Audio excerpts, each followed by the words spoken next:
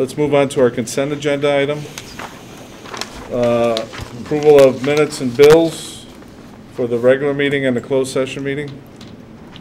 Do we want a resolution and then discuss?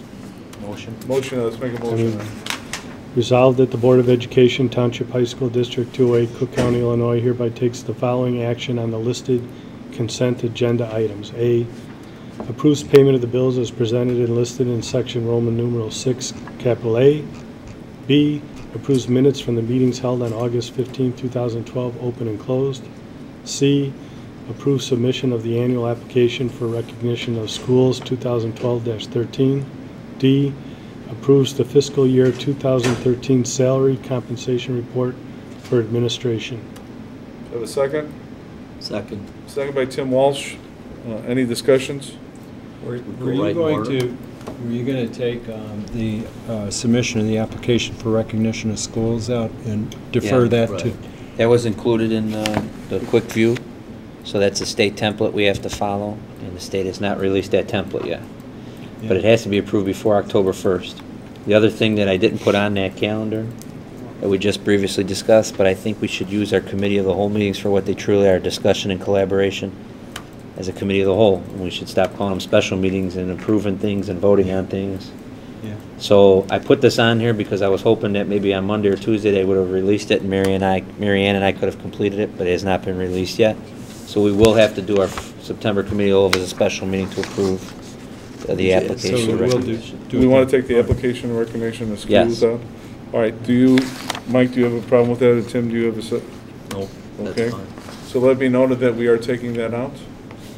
And then We'll vote on that in a community hall meeting. there was some questions on bills and minutes, and then there was one on the compensation report. So just to be consistent with the order, do you want us to address the questions on the bills first? Let's do the bills first. Yeah, the Tim? questions on the bills, there was a couple of payments for special education tuition. One was to Cooperative Association for Special Education.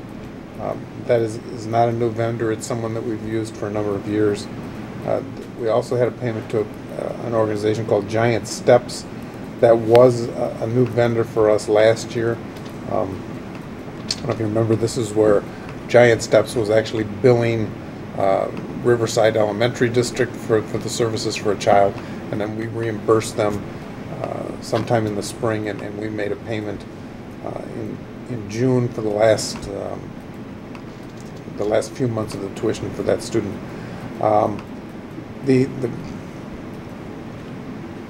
There was a question regarding payments that we made to Indicom Electric, which was for the lighting project that we did, as well as an initial payment that we made to Infinity Signs for the LED sign at First Avenue in Ridgewood. Originally, the budget for capital in the operations fund was budgeted at $40,000, but that was changed in this current budget, and that's why I mentioned earlier. I added in all of the revenue that we were getting from the state and from the Department of Commerce and Economic Opportunity. So the budgeted revenue there, or the budgeted expenditures, were $145,000 because we were adding in the gross amounts as opposed to the net amounts. So the budget will cover all three of those payments, as well as the final payment for the sign and some additional capital expenditures. There were two payments that were made to Conica Minolta. They're set up as two separate vendors because the payment addresses are different. One payment to a smaller amount is for quarterly overages that we have, the number of copies that we make during a quarter, and a larger payment of $5,800 is the monthly lease that we pay for all the copiers that we have. We also had a payment to Modern Energy Systems. We had a couple of invoices from them. The question was, did that have to do with the problems we've been having with the Ceresco unit in the pool area? And the answer to that is yes. Yes, it was. And there were two payments to Rosen Publishing. Hold on, and that one, I'm sorry. should we be trying to make a claim against somebody else? I mean, the thing hasn't been working correctly. That's what's caused the humidity in there, right? Yeah. Yeah, I think the facilities needs to jump in that Can we more. talk about that, Kevin, at some point? Yeah, we have an email chain that we've been following. Okay. But we are all So out of- you are already all- on And top we're of all that. out of warranty. Yeah, well, I figured that, but. Right. Yeah, but hey, can you guys in facilities push that a little bit to see what we can do? Because I thought if the unit if that unit's not working, and even though the warranty's expired, that doesn't make sense, so. We are currently fully operational. Yeah. We have to spend time every day, every week, like really Making sure. giving TLC to make sure we're fully operational for the next week. Okay. So, So, do we want to pay these two bills, or do we want to? Yeah, that's kind of that was on the payables though, right? Yes. So that one hasn't been paid? That has not been paid, right? I mean, would our, I mean, our Is unit our is from beef with- Soresco, and this is from a different company helping us service that. okay, that's what I mean, is our beef with these guys, would they not- have it's any not. liability? Right, I mean, Tim, can you do us a favor just for facilities? Put up how much we spent in service-wise to fix these units? You know what I mean? What we spent total, and itemize it out by date and what we've done? We do that? Okay. yeah, that's not a problem. But I still think we probably need to pay these current So, because bills. they're not the guys who Right. paid. They're helping us keep But it at working. least it'll help us when we're making our case, okay? So if we can do that, can we do that? All right, given that, There's one other Okay. that's So probably we got the most one more? One other, significant. there were two payments. One was on the checklisting, the interest payments, and the other is on the board list, Rosen Publishing. The one on the board list is being pulled and voided because that was already paid on the checklist. All right, I'm going to ask the same question I asked before then. And again, this could happen anywhere. I approve invoice, it could happen twice, but it shouldn't happen. And I asked before if we could have a presentation at some point on what our checks and balances, our controls are to make sure that, you know, we're comfortable that there's checks and balances, that we don't have double payments and whatever, or that somebody can't abscond with funds or something. So I would reiterate, and I don't care, you know, it doesn't have to be next month or the month after, but Kevin, I really should be looking at you, I'm sorry. I really think we need, and you gave me a 2-page thing that just said how you do payables, which obviously doesn't support this. Again, if the other board members support it, maybe they don't. I would like to see, well, here's the controls we should have, and here's what's in place.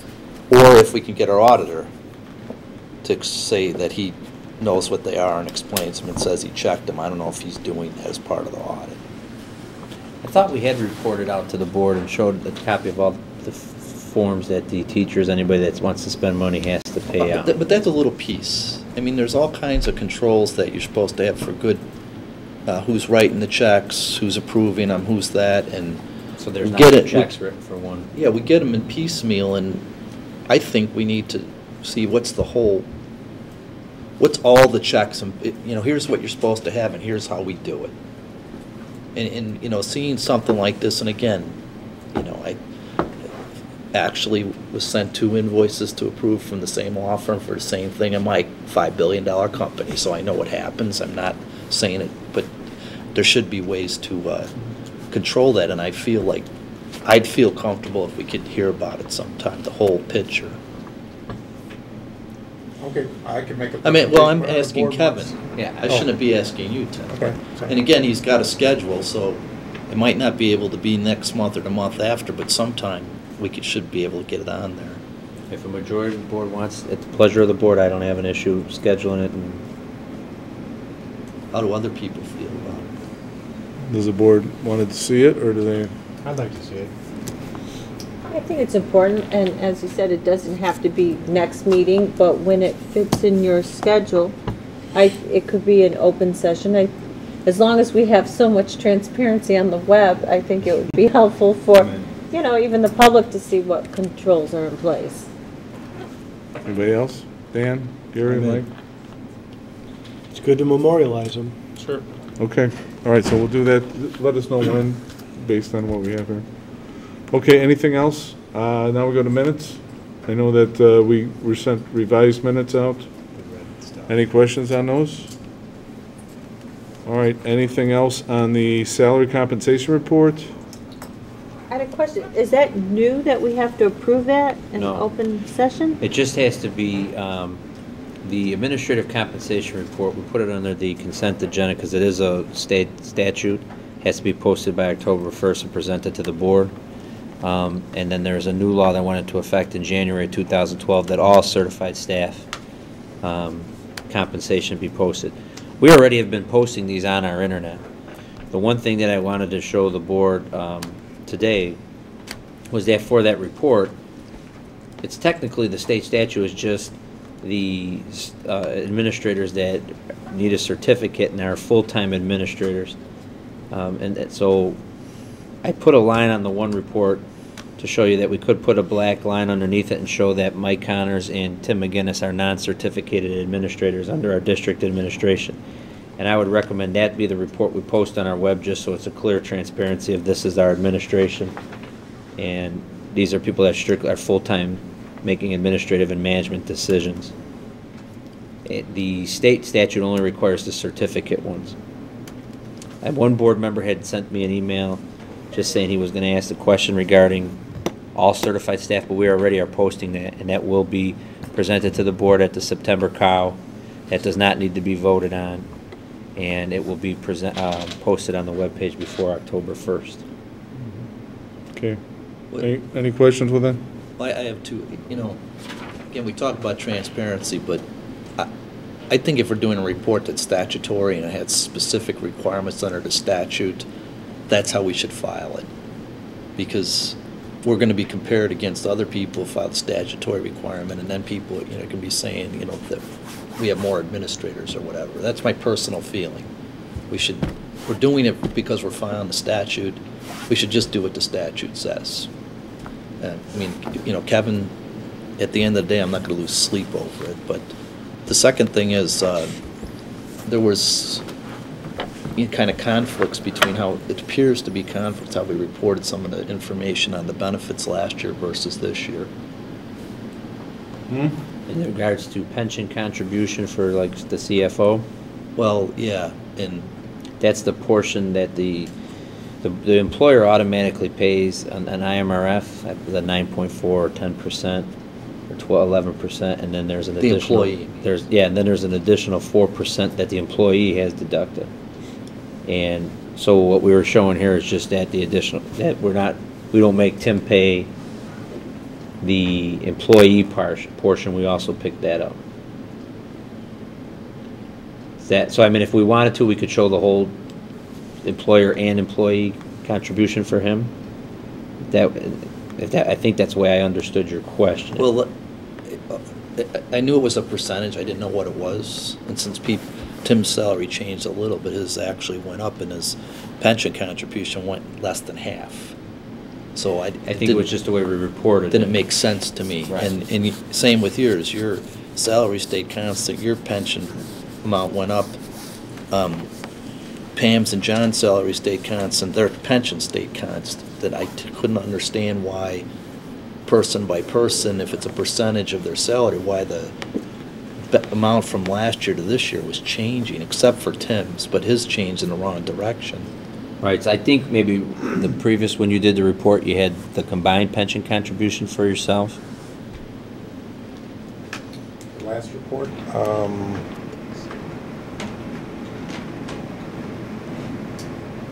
Yes, it was the combined amount, and this is just the employee portion that the board is picking up.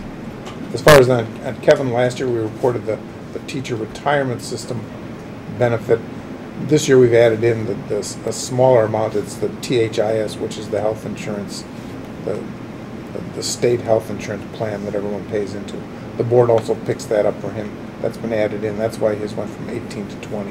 We made that adjustment. And this is different than like Pam's and John's. I mean, are we doing the same for everybody now? No. Well, Should no. we be? What? Reporting-wise or paying-wise? In regards to contracts, I mean, my contract's a little different. Oh, excuse me. Are we doing the same for everybody based on what we've agreed to pay him? I mean, so if you have this payment and Pam has that payment, are we included for both? Yes. So I'm the only one that has that payment. Okay. That's why you see a slight increase on mine. Okay. Any other questions? Just to repeat, what was the January 2012 law? that it has to be posted by October 1st. The certified salaries of the teachers, all certified staff, have to be displayed or presented to the board and publicly displayed on your website if you have one by October 1st. But two different things. This salary compensation report is the compensation for this current year, 2013. The other report, which includes all the teachers and administrators, which is submitted to the state board and has to go on the website, is looking at last year's compensation and benefits. It's just Okay. Okay, any other questions? All right, we have a revised motion, revised Wait a second. we didn't resolve the fact of whether we should include the people who aren't statutory required to be on the report, or whether we should do it or not. So my initial response to that was, to the state, we should report out only what the state is requiring. Okay. On the But on website. our On the website, we're webpage, gonna we should put just the list all our Right, managers. that's fine. Okay. All right, Marianne, you want to go for the vote? Mr. Goodchen? Yes. Ms. Ruska? Yes. Dr. King? Yes. Mr. Moon? Yes. Mr. Walsh? Yes. Mr. Welch? Yes. Mr. Cindy? Yes.